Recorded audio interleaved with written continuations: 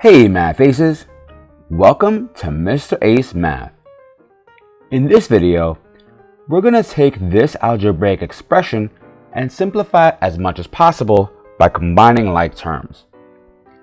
In case you don't remember, like terms are terms that have the same exact variable and exponent.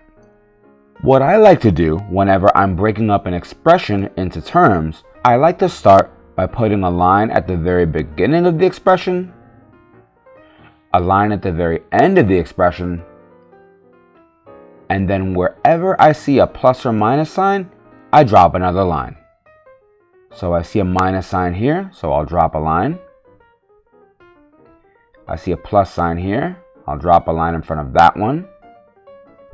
I see a minus sign here, so I'll drop a line right in front of it. I see a plus sign here, so I'll drop a line right in front of it. I see another plus sign here, I'll drop a line in front of that. And I have no more plus or minus signs to drop lines in front of. So to finish this off, I like to seal everything by putting a line across the top and a line across the bottom.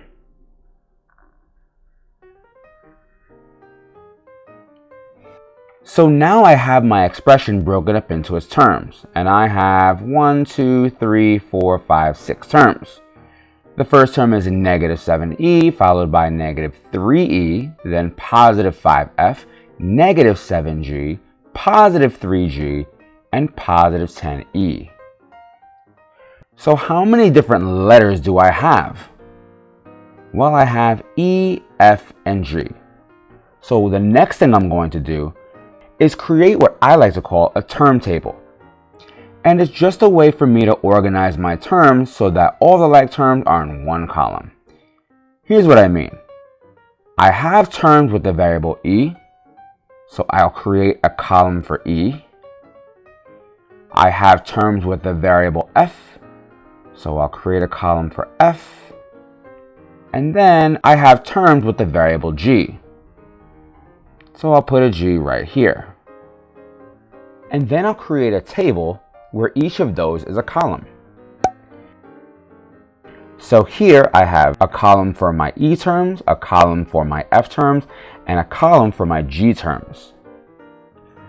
And the next thing I'm going to do is go term by term in my expression, placing the term where it's supposed to go. So negative 7e is an e term, so I'll put it here, negative 7e, and then I'll cross it off in the expression. Negative 3e is also an e term, so I'll place it here and cross it off in the expression. Positive 5f is an f term, so I'll put that here and cross it off in the expression. Negative 7g is a g term, so I'll put it in the g column. Negative 7g, and then I'll cross it off here. Positive 3g is also a g term, so I'll put it in the g column. Positive 3g.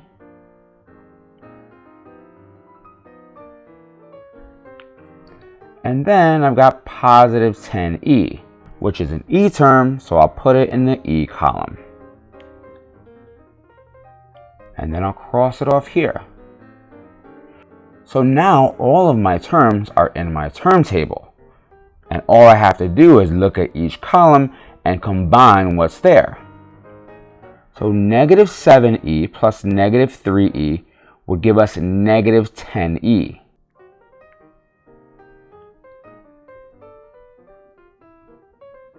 But negative 10e and positive 10e would give us 0. So that would just be 0e, or just nothing. We could write 0e, but remember that 0 times anything is just 0. So we can just remove it from the expression. Next, we'll go to the f column.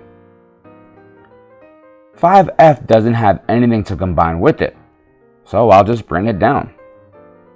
Positive 5f.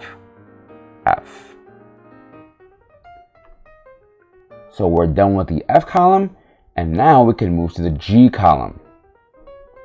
So we've got negative 7G and positive 3G. That's like saying you have $3 and owe someone $7. Can you pay back all 7 you owe? No, but if you paid with the 3 you have, you'll still owe 4 more, which means that would be negative 4, which means the answer for our G column would be negative 4G. So for our final answer, we could write the expression 5F minus 4G.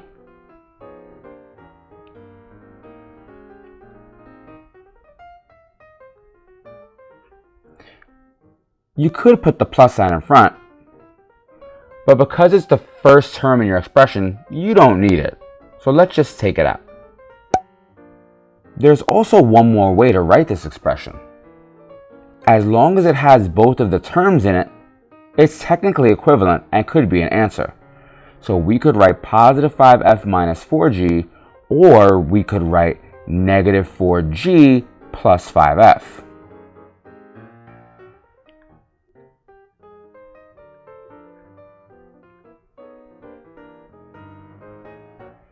Either one would work because they contain the same exact terms. Both expressions have positive 5F and negative 4G. Don't forget to like, share, and subscribe. Questions? Comments? Leave them down below. And thanks for using Mr. Ace Math.